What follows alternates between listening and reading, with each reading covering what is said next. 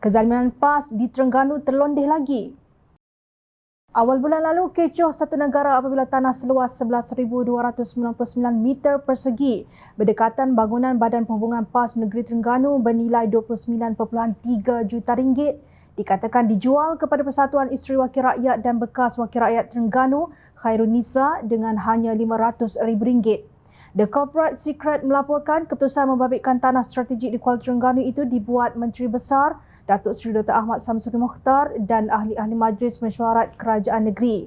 Walau bagaimanapun, pihak pendaftar tanah Kuala Terengganu dan Majlis Bandaraya Kuala Terengganu MBKT tidak bersetuju tanah itu diserahkan kepada Khairunisa.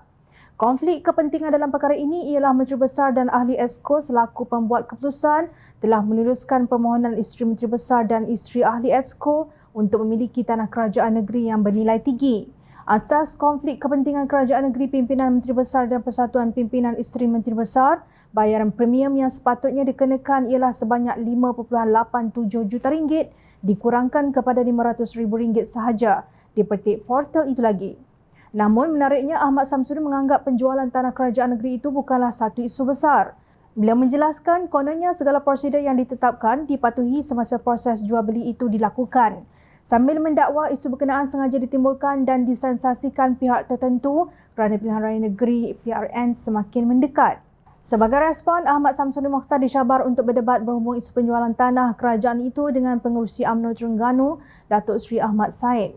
Ahmad mencabar pemimpin utama negeri itu untuk berhujah bagi membuktikan tindakan yang dilakukan itu tidak menyalahi undang-undang.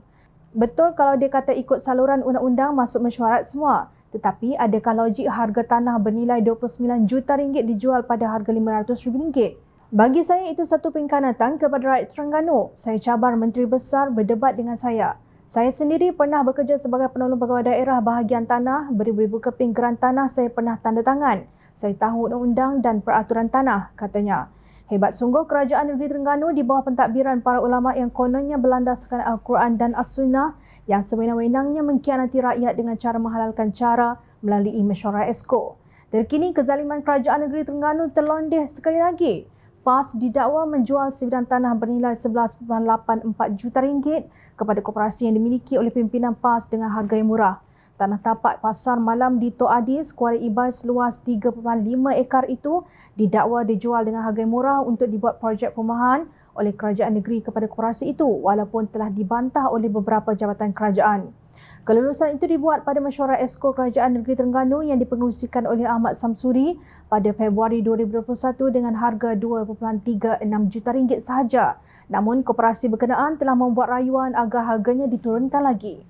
Sebelum kelulusan diberikan, 3 badan kerajaan telah membantah cadangan pemberian itu iaitu Pejabat Tanah Kuala Terengganu yang meminta ia dikekalkan sebagai tanah kerajaan untuk dijadikan kawasan lapang untuk penduduk kawasan itu. Jabatan Kerja Raya Kuala Terengganu juga membantah cadangan pemberian itu kerana ia perlu dikekalkan sebagai kawasan lapang sebagaimana pelan asal pembangunan. Majlis Bandaraya Kuala Terengganu juga membantah cadangan pemberian itu kerana ia bercanggah dengan pelan asalnya. Pendedahan awal skandal ini dibuat oleh Terengganu Coverage manakala pengarah komunikasi UMNO, Datuk Lokman Adam telah mengulangi dakwaan ini melalui TikTok beliau. Tebukan gemuruh untuk pimpinan PAS yang memperbodohkan rakyatnya sebegitu mudah. Tidak disangka-sangka di sebalik jubah dan serba melilit, kalian hina rakyat dengan pelbagai kebejahatan dan kezaliman yang hanya sekadar diselit dicelah pelbagai dalil dan kemudasabahan ciptaan kalian. Satu persatu dilondehkan dan adakah kali ini Menteri Besar Ahmad Samsuri Mokhtar dan ahli-ahli Majlis Mesyuarat Kerajaan Negeri ingin sekali lagi menyatakan bahawa ianya bukan isu besar. Kalau tidak mahu ikut undang, jangan jadi wakil rakyat. Kalau tidak amanah, jangan jadi Esko Negeri. Dan kalau tidak tahu tata kelola yang baik mentadbir negeri, sila berambus. Baru semalam, Presiden Pujaan Hati Anda Tan Sri Abdul Hadi Awang menulis dalam Harakah Daily dengan membawa pelbagai dalil dan hujah memunafik dan mengkafirkan orang. Tak kalah para walaun hanya baca tajuk.